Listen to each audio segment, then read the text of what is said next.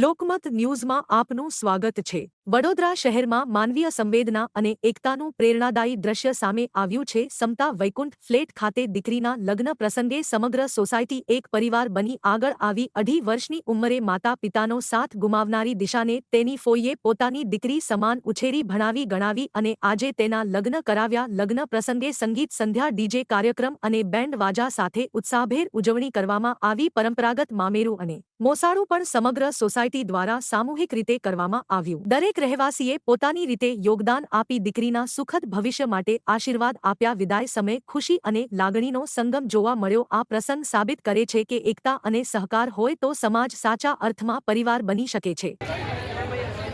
વડોદરા શહેર સંસ્કારી નગરી છે, ધર્મની નગરી છે। ખાસ કરીને પશ્ચિમ વિસ્તારમાં દરેક યુવાનોથી માંડીને બધાને આ એક સંસ્કાર, આમ તો વડોદરા શહેરની સમગ્ર દેશભરની અંદર છે, વડોદરા શહેરમાં પણ આજે સૌથી વધારે આનંદ એટલા માટે છે કે દીકરીઓ તો કોઈ પણ પરણાવી છે, પણ એક સમૂહ જ્યારે એક સોસાયટીના વિસ્તારના લોકો, અને એ બી તમે જુઓ કે મધ્યમ વર્ગની જે અમારી સોસાયટી છે વૈકુંઠ સોસાયટી, જેની અંદર અમારા વિજુબેન બારોટ કે જેમના સંબંધી દ્વારા જેમના દીકરાઓ, જે એક દીકરી હતી, એકલી દીકરી રહી ગયા અને એમના મા બાપ જ્યારે એક્સપાયર થઈ ગયા, નાનપણથી મોટી આ સોસાયટીમાં જ્યારે એ છોકરી મોટી થાય છે અને આજે એનું લગ્ન તમે જુઓ કે ગઈકાલે સંગીત સંધ્યા ડીજે સાથે કરી, આજે તમે જુઓ કે એનું બેન્ડ બાજા સાથે મામેરું પણ કરવામાં આવ્યું છે। આ મામેરું કોઈ સગા સંબંધીઓ કરતાં પણ વધારે આજે એટલા બધા લોકો નાચતા અને ઉત્સાહમાં હતા કે મોસાળું પણ લઈને અમારા ચિરાગથી માંડીને કૌશિકથી માંડીને અમારા અલ્પેશભાઈ બધા જ લોકો અહીં સોસાયટીના બધા જ દ્વારા આજે એનું મામેરું પણ બહેનો દ્વારા કરવામાં આવ્યું। એ રીતના હવે લગ્નની વિધિ પણ છે,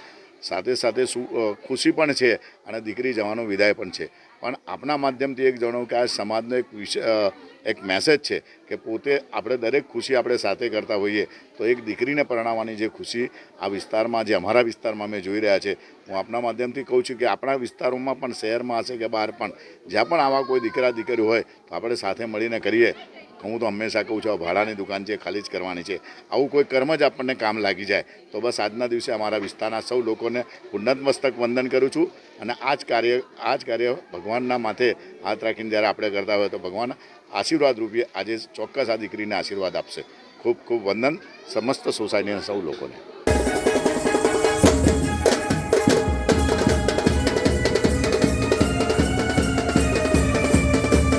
આજરોજ અમે જેની મમ્મી પપ્પા નથી એવી દીકરી દિશાના લગ્ન ઉત્સવ ઉજવી રહ્યા છે, જે પેટે અમારી સોસાયટીના બધા છોકરાઓ અને વડીલોએ ભેગા થઈને મોસાળું કર્યું છે અને લગ્નની વિધિ અમે ધામધૂમપૂર્વક કરીશું।